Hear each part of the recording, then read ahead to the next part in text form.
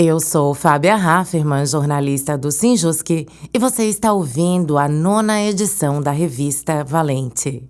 Mulheres na Política, Passos Lentos, por Cleonice Bison.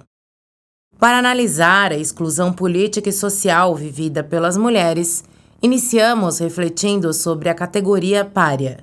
Segundo Flora Tristan, escritora e ativista franco-peruana do século XIX, para ela, o termo pária é uma categoria de estudo associada à exigência de uma verdadeira aplicação do princípio da universalidade, ou seja, a construção de um projeto da união universal dos operários e operárias, algo que se fortaleceu na luta pela inclusão das mulheres, esquecidas nas primeiras tentativas de organização dos trabalhadores.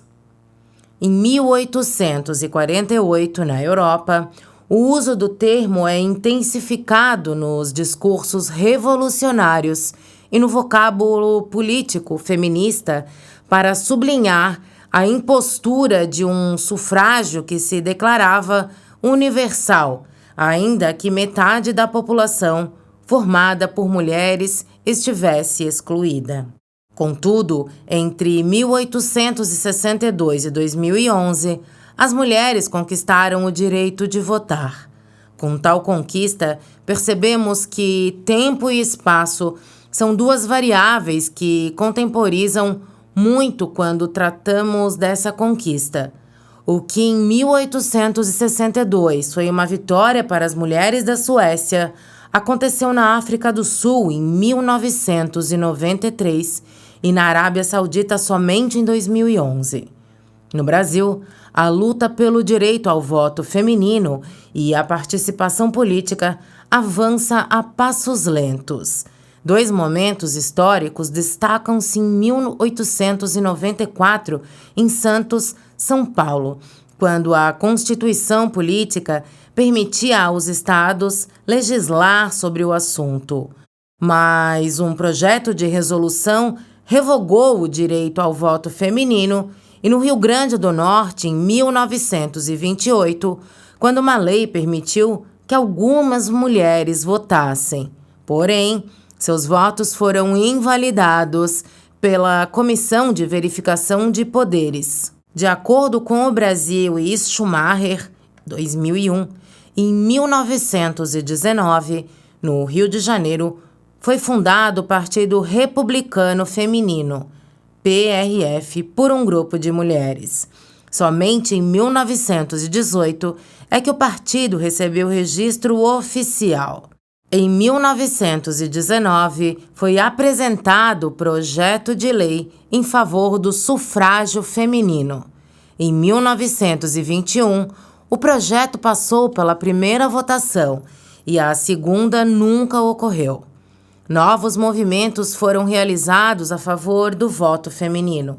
Participaram mulheres, intelectuais, políticos e religiosos até que, em 1932, através do Decreto 21076, o Código Eleitoral Brasileiro instituiu o direito das mulheres ao sufrágio facultativo, promulgado na Constituição de 1934 como dever. Conforme Telles, a Assembleia Constituinte de 1946 não contou com a participação de nenhuma mulher.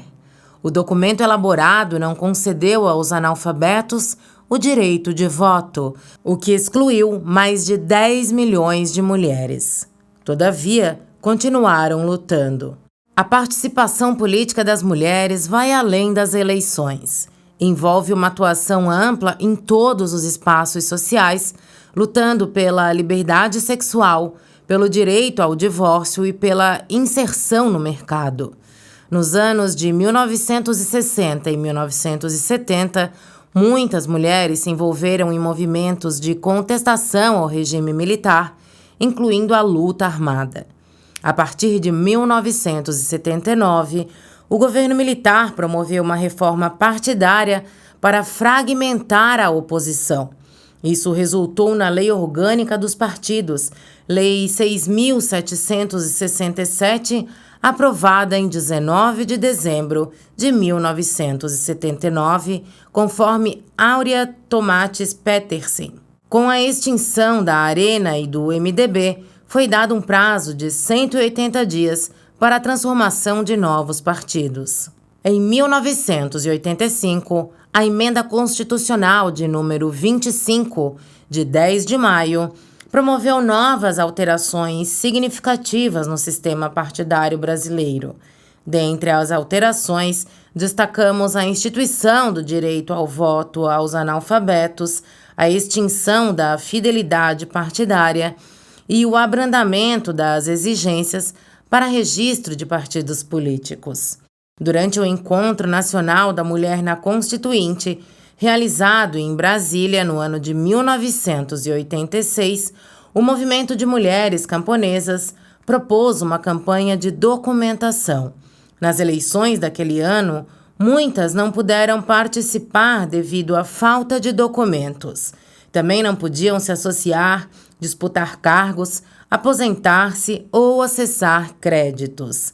A situação só foi regularizada na Constituição de 1988, considerada um marco no fortalecimento da democracia.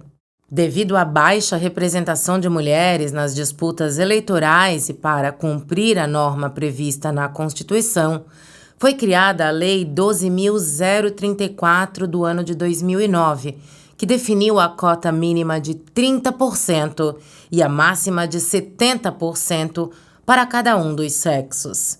Segundo estudo divulgado na publicação Estatística de Gênero, uma análise do Censo Demográfico 2010, lançada pelo Instituto Brasileiro de Geografia e Estatística, IBGE, no âmbito do Sistema Nacional de Informações de Gênero em 2014, o Brasil ainda fecha portas para as mulheres, a começar pela disparidade salarial e a presença em cargos de comando. Contudo, em 2010, o cenário não impediu a eleição da primeira presidente do país, Dilma Rousseff, registrando a ampla possibilidade de realização dos indivíduos para além das diferenças políticas, sociais e de gênero. Segundo a Organização das Nações Unidas, pela primeira vez em todos os países do mundo, há mulheres parlamentares. O Brasil teve um recorde de candidatas negras conforme matéria de março de 2023. Apesar disso, o aumento da participação feminina é o menor em 6 anos e, pelo ritmo atual, serão necessários 80 anos para alcançar a paridade de gênero no parlamento. Portanto, notamos que a inserção da mulher na política se deu a passos lentos. A condição pária, objeto de nossa reflexão, ressalta seu papel secundário e subalterno, ao mesmo tempo que serve de conscientização e resistência contra estruturas sociais em que se perpetuam desigualdades, discriminação, opressão e exclusão. A autoidentificação como pária, segundo Varicas, exprime um sentido de dignidade e orgulho. Constrói, a partir do reconhecimento da exclusão, uma identidade positiva.